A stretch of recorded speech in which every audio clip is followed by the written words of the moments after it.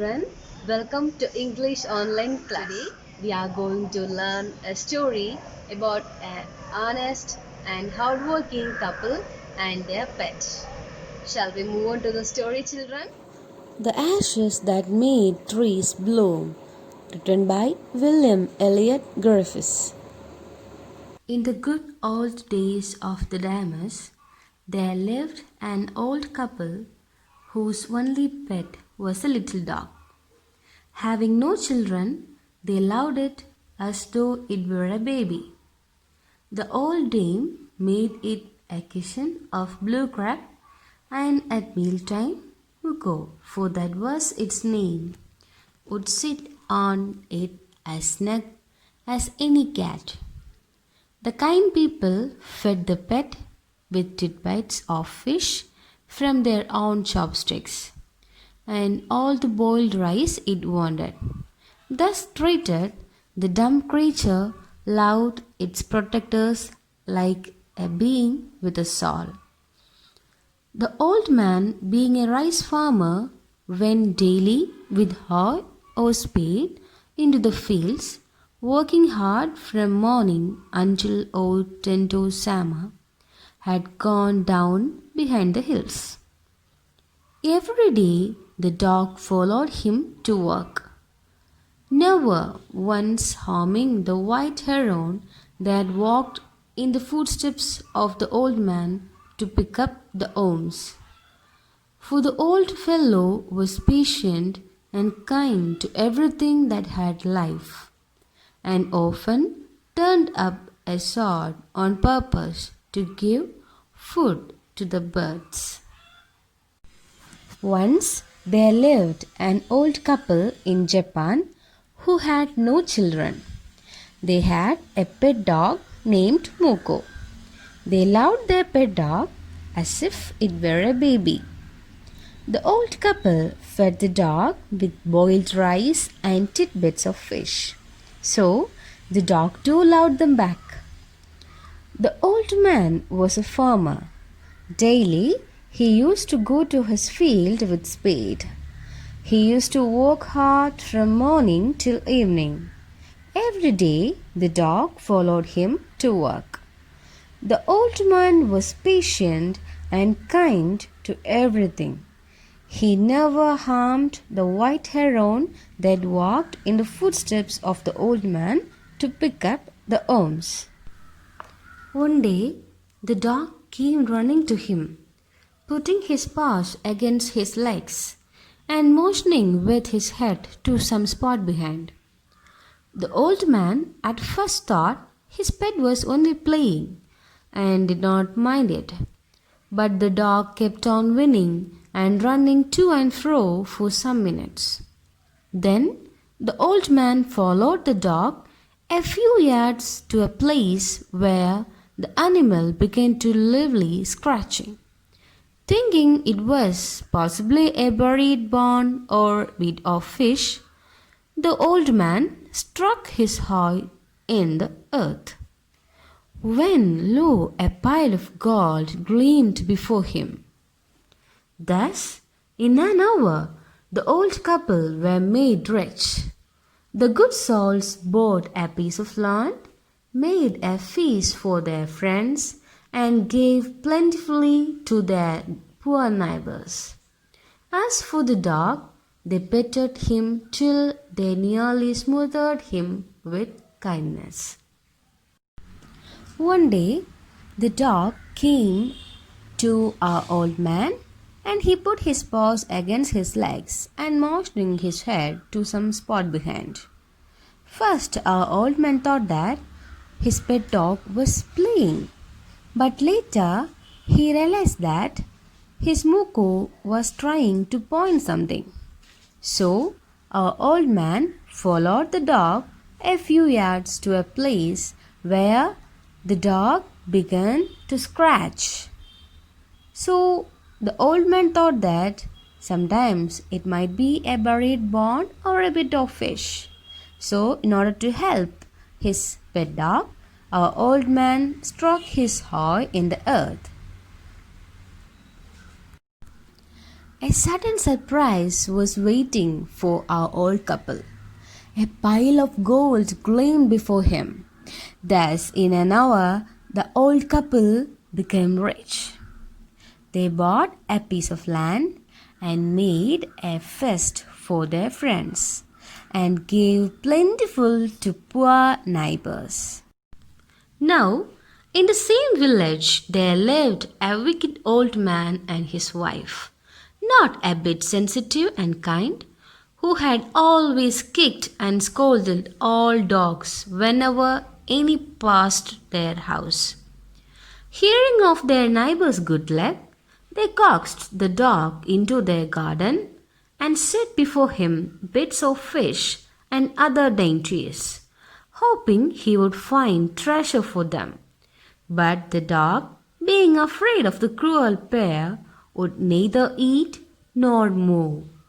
Then they dragged him out of the doors, taking a spade and hoe with them. No sooner had the dog got near a pine tree growing in the garden than he began to paw and scratch the ground, as if a mighty treasure lay beneath. "Quick, wife, hand me the spade and hoe," cried the greedy old fool, as he danced with joy. Then the covetous old fellow with a spade and the old crone with a hoe began to dig. But there was nothing but a dead kitten, the smell of which made them drop their tools and shut their noses. Furious at the dog, the old man kicked and beat him to death, and the old woman finished the work by nearly chopping off his head with the sharp hoe. They flung him into the hole and heaped the earth over his carcass. There was an old couple in the same village. They always kicked and scolded all dogs whenever any passed their house. When they realized about their neighbor's prosperity and their pet dog, they began to persuade the dog into their garden. They gave food for the dog. They thought that the dog will bring them fortune. But everything was reversed. The dog neither moved nor had the food given by these wicked people, because he was afraid of these cruel people. So they dragged the dog out of doors.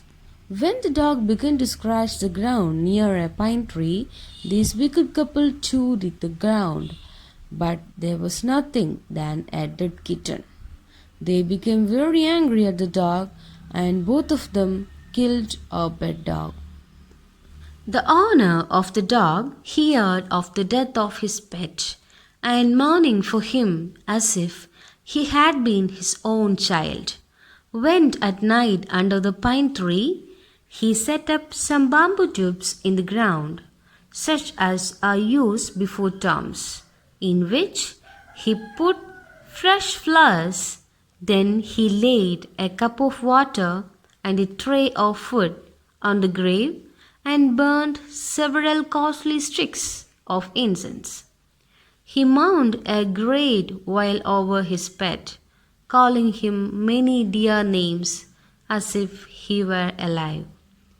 That night the spirit of the dog appeared to him in a dream and said, "Cut down the pine tree over my grave and make from it a mortar for your rice pastry and a mill for your bean sauce." So the old man chopped down the tree and cut out the middle of the trunk a section about 2 feet long. With great labor, partly by fire, partly by the chisel, he scraped out a hollow place as big as a small bowl. He then made a long-handled hammer of wood, such as is used for pounding rice. When New Year's time drew near, he wished to make some rice pastry. When the rice was all boiled, Granny put it into the mortar. The old man lifted his hammer to pound the mass into dough, and the blows fell heavy and fast till the pastry was all ready for baking. Suddenly, the old mass turned into a heap of gold coins. When the old woman took the handmill and filling it with beans began to grind, the gold dropped like rain. The owner of the dog was very sad at the death of his pet dog. At night, he went under the pine tree and set up some bamboo tubes in the ground.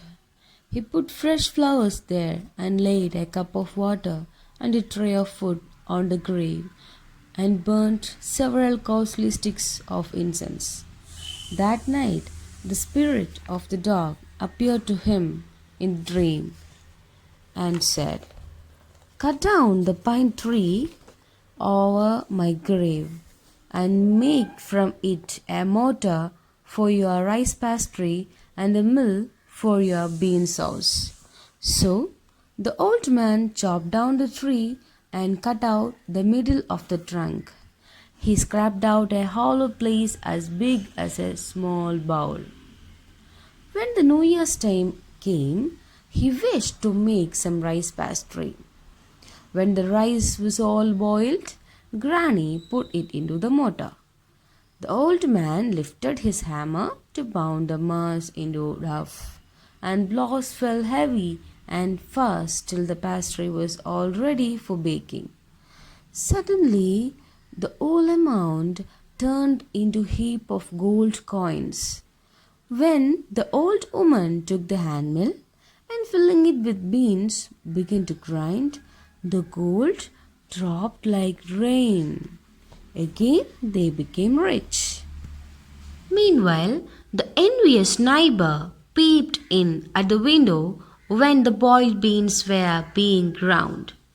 "Goody me!" cried the old hag, as she saw each dripping of sauce turning into yellow gold, until in a few minutes the tub under the mill was full of shining mass of gold. So the old couple were rich again. The next day the stringy and wicked neighbor came and borrowed the mortar and magic mill. They filled one with boiled rice and other with beans.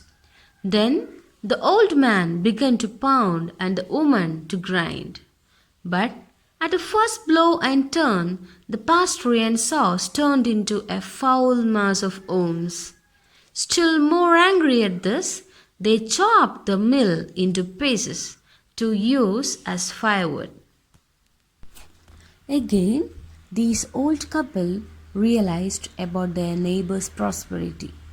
On the next day, the wicked couple borrowed the mortar and the magic mill. They filled one with boiled rice and other with beans. Then the old man began to pound and the woman to grind. But at the first blow and turn, the pastry and sauce turned into a foul mass of worms.